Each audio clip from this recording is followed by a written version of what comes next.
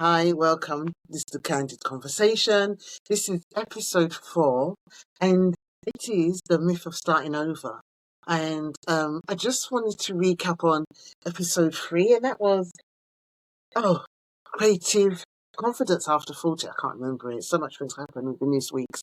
And so I got some really beautiful feedback, especially people talking about not realizing how much they've created, and also when they're creating stuff, that voice is telling them not to, nobody's going to buy it. And I would just say to that is that when I started creating, I didn't think about profit. I was just creating because I wanted to create to help myself. And then the demand came and I responded to that demand. If I hadn't done that, I probably would have thought, okay, I need to have a branding, I need to have a page. And I would have looked at what people are doing and tried to copy that because I thought that would have been a demand rather than create an avenue and my own style myself. So that is really important that you bear that in mind. It's not so much about how much profit you're going to make, it's about just getting the work out there because that can come later on. When you're creating, if there's a demand, you may find that you just want to create for creation's sake and it just helps you get through the day.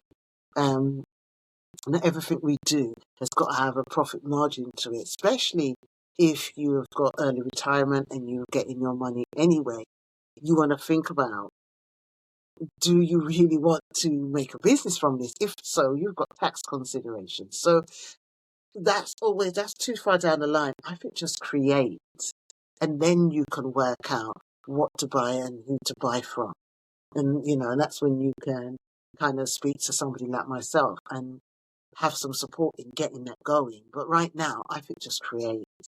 I find there's too many creators out there focusing on is their brand or is what they're going to do make them so the same money as Nike or the same money as a big major company. And honey, they started somewhere, and it's about sometimes businesses are business people, so they buy in talent. You are the talent. So I think just go with where that is taking you first rather than worry about if it's going to be sellable, because you need to make the work. And one thing I did when I was creating is I was making loads of artwork before somebody even asked to buy it. When I decided to share it, that's when people ask. So just enjoy the journey and start that creativity, because what we want to do is shift the side, the down, the exhausted, the overworked brain into a creative brain so you can have creative solutions, and all those things will come in time. I want to, speaking of which, this episode is a myth of starting over. And I've gone through so many reinventions in my life, not because I'm a grifter and I just want to find a quick way to make money. It's because an opportunity comes. So I find with my life is that I would do something for a period of time, and then the demand just dies. It's different to the demand of so the demand of when I was doing calendars at the time, it wasn't as if the demand was a lot. It was that it was a lot for me to produce. And I keep saying I'm waiting for a publishing company or to get a publishing deal to do my calendars because the production is a lot. Whereas if you've got a production house and you've got a publishing agreement, then all the stuff with the distribution and all the ISBN numbers and stuff, that stuff is just done for you. They take their cut, but it's a much smoother process. Also, when I was doing my calendars, I was creating just for the calendars. I wasn't creating my art and then putting them into a calendar. So it was really, my practice was suffering because I was thinking more of a with a commercial eye. So that is something that is not died. It's just been put on the shelf for me to have that support to revive that. However, when, doing something that doesn't work anymore, something that doesn't work anymore, sometimes the universe is just telling you there's no demand. So you have to shift, you have to reinvent. the business. Companies do this all the time. If you don't have Coca-Cola's money where you can buy in stars, they still may go for a reinvention. But they spend thousands on that reinvention. So what I'm saying to you is that in life, it doesn't matter if you've gone through a reinvention, you're not going to be seen as flaky.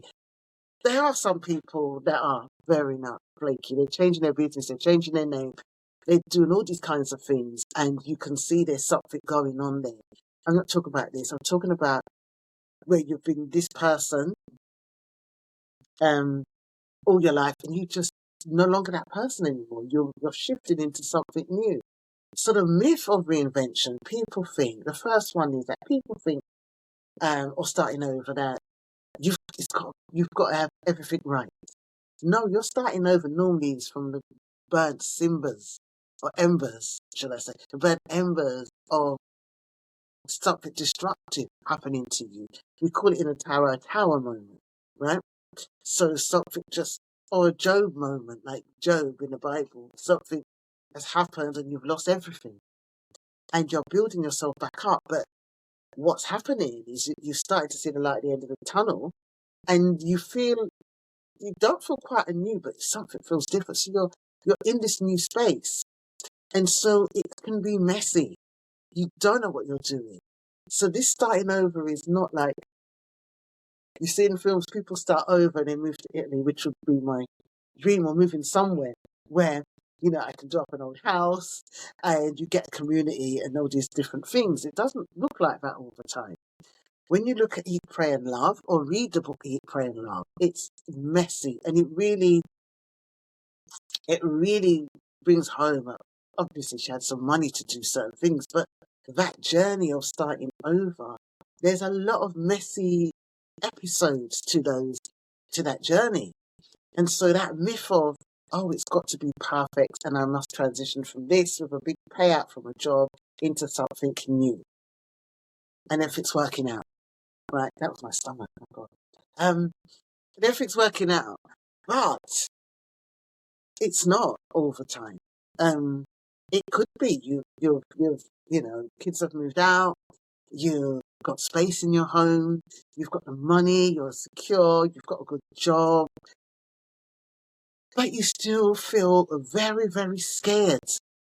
That is important for you to understand, that anxiety and fear and maybe a bit of a depression will be present.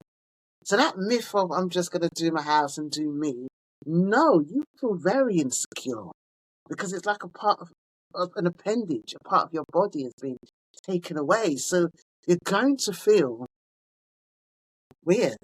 So just because you have it, just because you have resources, just because you're financially stable, it doesn't mean to say you're not going to be scared. Okay? Another myth is you pass 40, then you shouldn't be at that age. What people say, that big age, I'm doing X, Y, and Z. That big age. I saw someone comment under somebody speaking about dating, and someone said, I wouldn't want to be dating at my big age of 50. This is a younger person. Actually, shit happens. I didn't think I'd be out there dating at 50. But I'd be married. But you know what's the worst thing? Being 50 and seeing your life pass by because you're stuck in a marriage or a relationship that isn't going nowhere. And some people say, oh, it's better to have company. Actually, I speak to a lot of women. I work with a lot of women. There's nothing worse than you sleeping with somebody and you're not talking. And for one, you might be scared. Or two, you just feel very lonely. It's better to fill your bed with lovely cushions and beautiful linen bedding or bamboo bedding than to fill it with somebody that doesn't even want to sleep next to you. That is so bad for your energy. That is really, really bad for your energy. It will suck your energy at night. Negative energy between two people, that's another thing I'll cover another time. But it takes away your energy. And especially if you're projecting human design, you should not be sleeping with that, that kind of energy. But so that's the myth about age. The next myth I want to go into is that, and I hear this from again, women of colour are quite a bit. Most of my clients are women of colour. I'd say 85%. We don't do things like that. Black people don't do things like that. That starting over could be having mental health support, right? That starting over could be starting a counselling journey, starting a coaching journey, starting I don't know, healing journey, acupuncture. And I hear people of colour, oh, I should not, I've had counselling before, I should have been over it by now, or that stuff happened to me in my childhood. You know, this happens to black people. So what's the point of me starting something? I'm of this age, it's in the past. Why should I be doing it, going through and healing that now? Why don't I just enjoy myself? I go to church, that's it. That's fair enough. For one, if you go to church and you're a Christian or Catholic, you can get a Christian therapist or join a Christian support group. Nothing wrong with that. Trauma. You know, I've been through that trauma when I was younger. It's the past. It's my family, it's my friends, it's my parents, it's my partner. It's all in the past.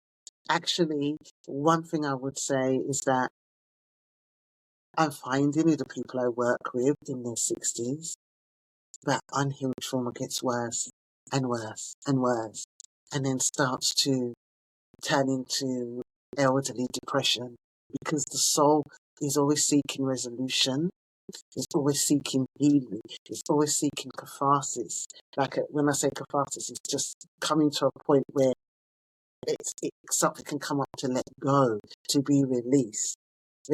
And when it doesn't have that, it starts to impact on our body, especially after menopause. So the mental health situations get worse, but they're just disguised as adult depression or loneliness. But actually, it's a journey that you can heal from, and you can use art for that. Okay. And this is why a lot of times people have exhaustion, because they have no space through looking after parents and caregivers, and also navigating that trauma.